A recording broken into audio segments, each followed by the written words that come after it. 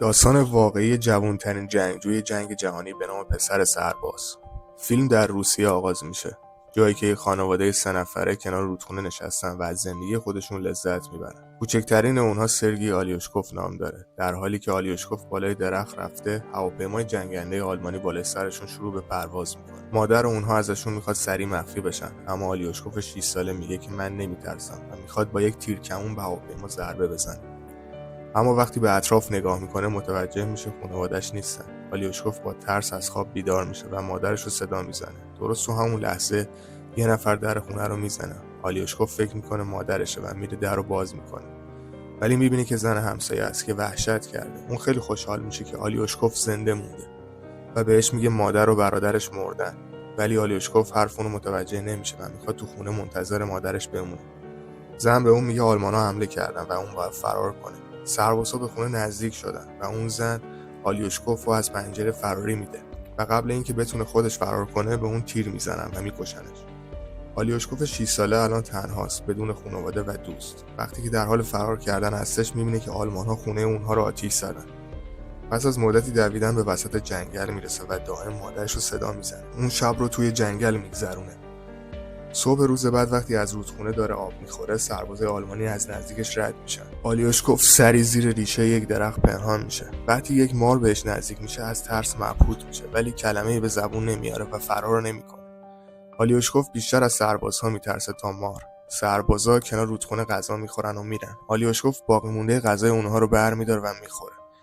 اون خسته شده و 2 روزه که غذای درستی نخورده و بدون هدف فقط راه میره. در حالی که از شدت خستگی به زمین میفته، ولی بازم به راه خودش ادامه میده. چشمش به توت‌های وحشی میخوره و اونا رو میچینه و میخوره. درست تو همون لحظه انفجاری پشت سرش رخ میده. آلیوشکوف سرگیجه گرفته و توهم زده کسی داره دنبالش میاد.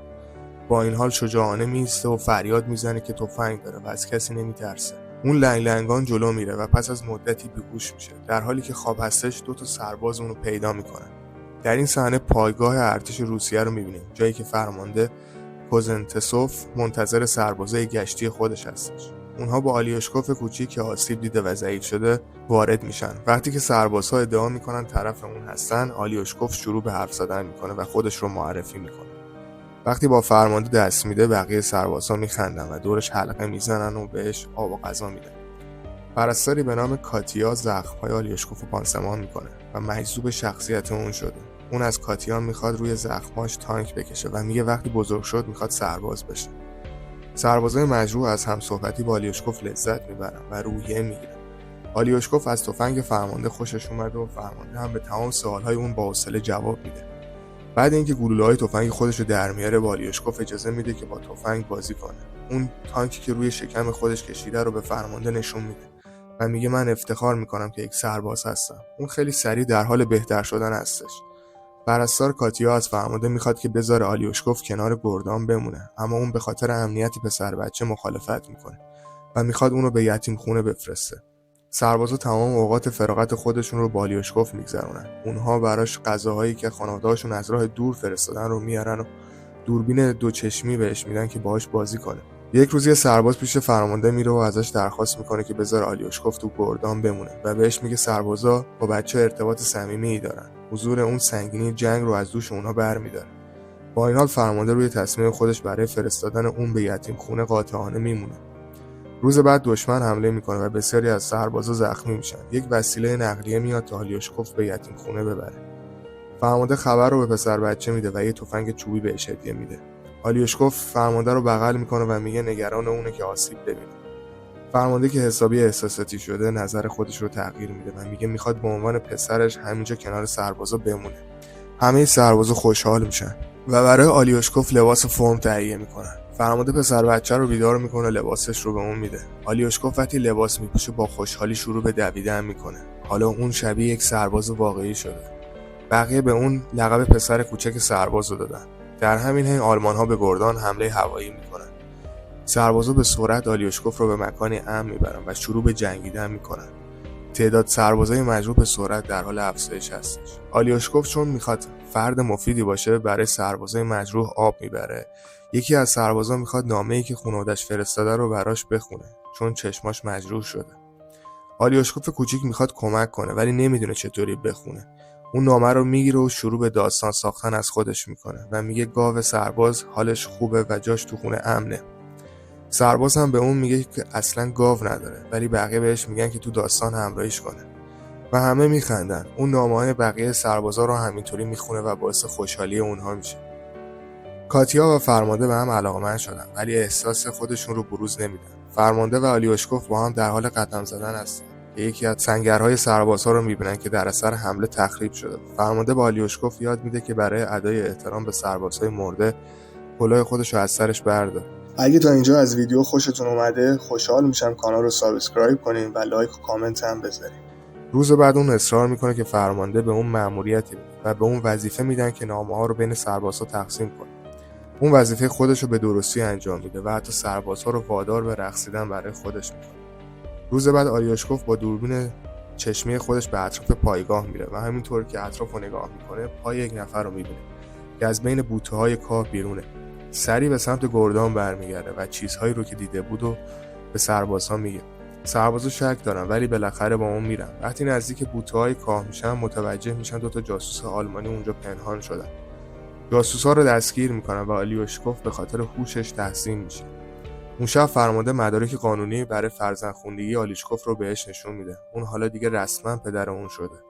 آلیوشکوف که از احساس فرمانده نسبت به کاتیا آگاه هستش، اونو میبره تا با کاتیا صحبت کنه و بگه که بهش علاقه داره. اما اونا میبینن که کاتیا با مرد دیگه داره صحبت میکنه و به اشتباه فکر میکنن اون به کس دیگه علاقه داره. پایگاه دوباره مورد حمله آلمانیا قرار میگیره. این بار آلیوشکوف مهمات سربازها رو در خط مقدم تامین میکنه.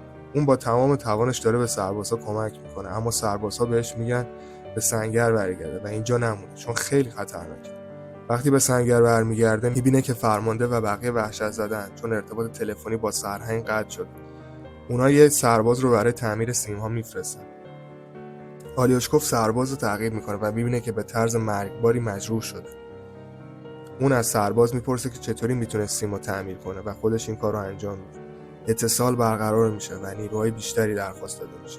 آلیوشکوف 6 ساله جون همه رو نجات میده. تو سکانس بعدی فرمانده و کاتیا رو میبینیم که کنار رودخونه با هم صحبت میکنن و بالاخره فرمانده به عشق خودش به اون اعتراف میکنه و از اون میخواد که مادر آلیوشکوف باشه. اما قبل از اینکه کاتیا بخواد جواب بده یک سرباز به اونا نزدیک میشه و نامه‌ای رو به فرمانده میده که توش نوشته شده به جای دیگری اعزام شدن. روز بعد همه سربازها به پایگاه جدید خودشون میرن. تو راه اونا با میدون مین مواجه میشن و چند تا از وسایل نقلیه‌شون منفجر میشه و فرمانده آسیب میبینه. آلیوشکوف که اونو خیلی دوست داره بغلش میکنه و شروع میکنه به گریه کردن. اونا مجروحا رو با خودشون میبرن و به راه خودشون به سمت پایگاه جدید ادامه میدن. وقتی به اونجا میرسن با رهبر پایگاه ژنرال ملاقات میکنن.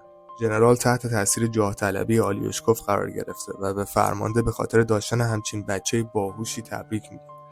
روز بعد ژنرال به اون یک نشان نگهبان میده و آلیوشکوف قول میده که از کشورش دفاع کنه و مردم رو نجات بده. یک شب پایگاه اونها به طور وحشیانه مورد حمله قرار میگیره و فرمانده زیر خرابه‌ها گیر میکنه. آلیوشکوف برای پدرش گریه میکنه و سعی میکنه اونو نجات بده. اون سربازهای دیگر رو صدا میزنه که سرانجام فرمانده رو بیرون میکشن. روز بعد آلیوشکوف به فرمانده مجروح سر میزنه. دستای خودش وقتی داشته تلاش میکرده پدرش رو نجات بده آسیب دیده. اون حالا بخش جدایی ناپذیر تیم بود و هر جایی که در جنگ برن نقل مکان میکنه. اون حتی در نبرد استالینگراد شرکت کرد و با سربازان به لهستان رسید. آلیوشکوف در حال حاضر به عنوان جوانترین سرباز جهان شناخته میشه و داستان افسانه‌ای شجاعت اون اکنون برای شنیدن تمام دنیا پخش شده.